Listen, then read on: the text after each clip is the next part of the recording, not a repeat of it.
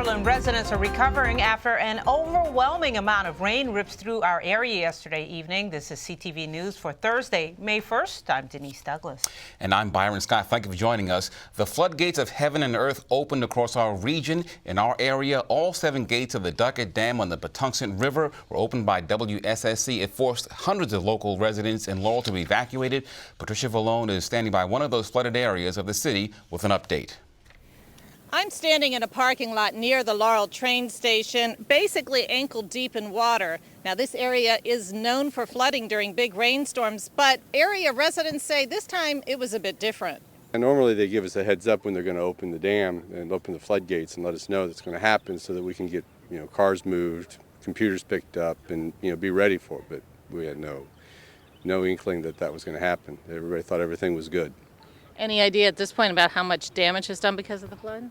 I have no idea. I mean, several of the cars are a total loss. Our office is a total loss. All the computers, all of our data, all of our paperwork is gone. We contact the city of Laurel and we work with them.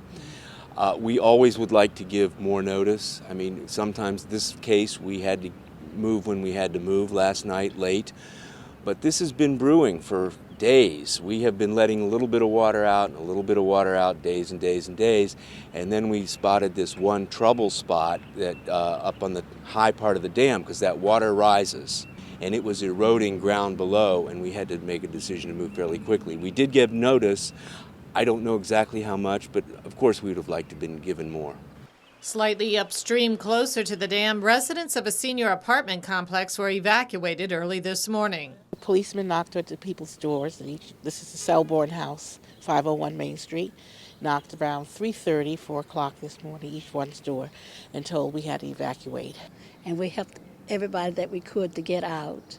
And then we went to the shelter, relief shelter. And we had breakfast, and everybody made it very comfortable for us.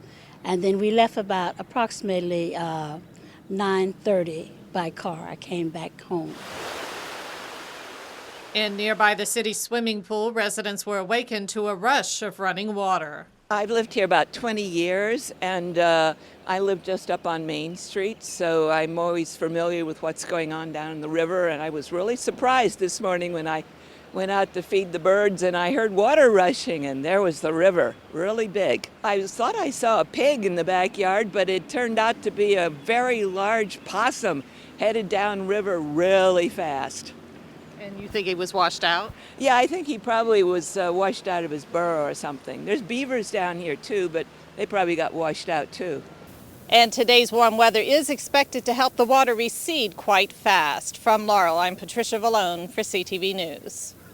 Yesterday's record rainfall led to widespread flooding across the region. Today, the metro area, including many parts of Prince George's County, are left to deal with the aftermath. Rochelle Metzger has more on local road closures and high water spots.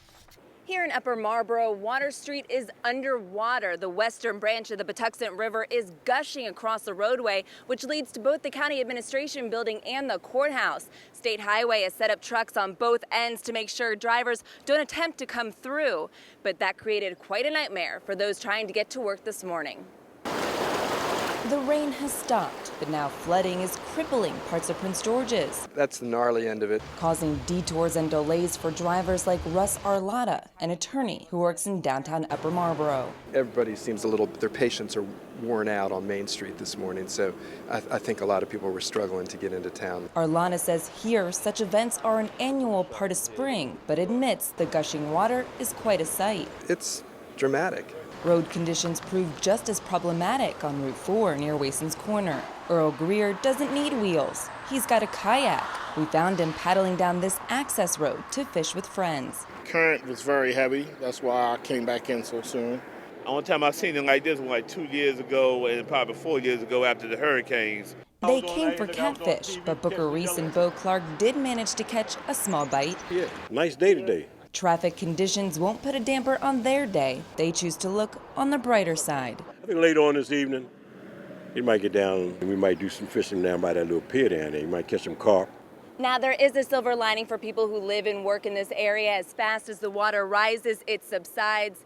If you take a look here on the street, you can see from this mud that the water is already receding. We spoke to state highway officials who say they hope to have this roadway reopened as early as tomorrow morning.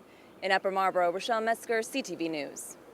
Well, drivers should note that road and lane closures due to high water remains in areas around Upper Marlboro, including Maryland 725 south and north of Water Street and east and west of Route 202. State highway officials say Route 1 near Ammondale and McGurk roads has reopened to traffic, but warn that standing water still lingers in some spots.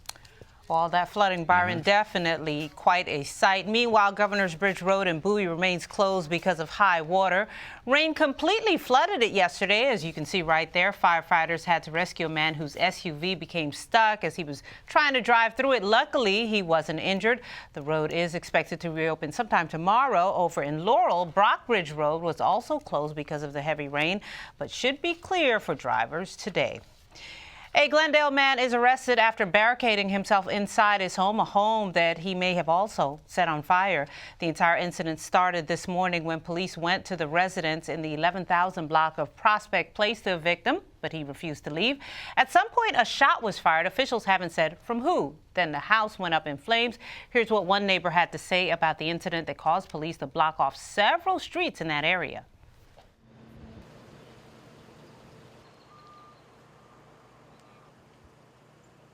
Well, it's very disturbing to me.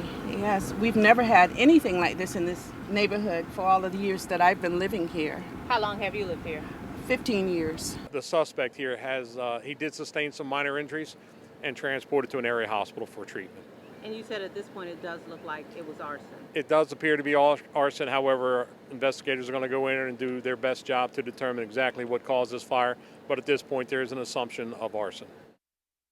The man walked out of the house soon after the fire started and was arrested. The investigation into the case continues. Damage to the house is estimated at around $80,000.